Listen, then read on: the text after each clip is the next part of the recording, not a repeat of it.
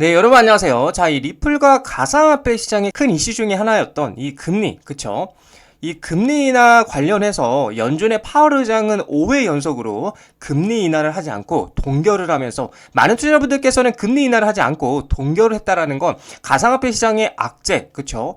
이 악재가 아닌가라고 걱정하시는 분들이 계실 텐데 이번 영상에서는 이 금리 부분에 대해서 좀 여러분들에게 말씀을 드려보는 시간을 가져보도록 하겠습니다. 관련된 사태의 방법과 어떤 이슈들이 있는지 함께 살펴보도록 하겠습니다. 자, 뉴스를 보게 되시면 미 연준 금리 5연속 동결을 했다는 내용인데, 자, 내용을 보게 되면 이제 연준이 도널드 트럼프 대통령의 거듭된 금리 인하 압박에도 기준 금리를 또 동결을 했는데, 연준은 이날까지 이틀간 개최한 연방공개시장위원회 즉 FOMC 결과를 공개한 성명에서 이같이 밝혔는데, 이로써 이제 연준은 트럼프 2기 행정부 출범 이후에 개최된 5번의 FOMC에서 5회 연속으로 금리를 동결을 했다. 자, 그렇다 보니까 이제 암호화폐가 일제히 하락하는 모습도 보여줬는데, 자, 뭐 비트코인 그리고 이더리움, 리플 등등등 한때 이제 하락하는 모습들을 보여줬었는데, 이는 연준의 금리를 동결한 데 이어 파월 의장이 관세가 인플레이션에 미치는 영향을 더 봐야 한다라며 아직은 금리 인하를 고려하지 않고 있다라고 밝혔기 때문으로 풀이가 된다라고 얘기를 하고 있어요. 자, 그래서 제가 여러분들께 말씀드리고 싶은 말은, 단기적으로는 이렇게 조금은 부정적일 수는 있어요. 하지만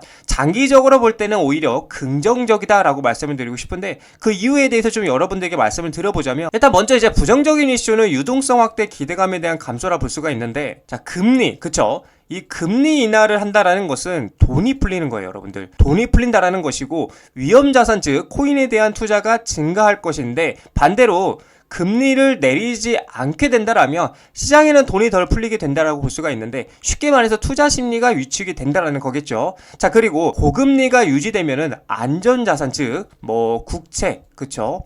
국채나 또 뭐가 있을까? 예금, 그쵸? 이 예금의 수익률이 어떻게 높을 수가 있는데, 이 코인 같은 경우는 고위험 자산이기 때문에 덜 매력적이게 된다라는 거죠. 자, 그래서 시장은 이제 곧 금리 인하 시작할 것이라고 기대했는데 연준에 아직은 이르다 시그널을 준 셈이고, 그렇다 보니까 코인을 포함해서 전체 시장이 단기적으로는 어떻게 실망 매도로 반응을 했다라는 건데, 자, 근데 우리가 중요하게 생각을 해야 될 것은 이게 꼭 나쁘기만 한 것은 아니라는 겁니다. 연준이 금리를 더 올리지 않고요, 그쵸?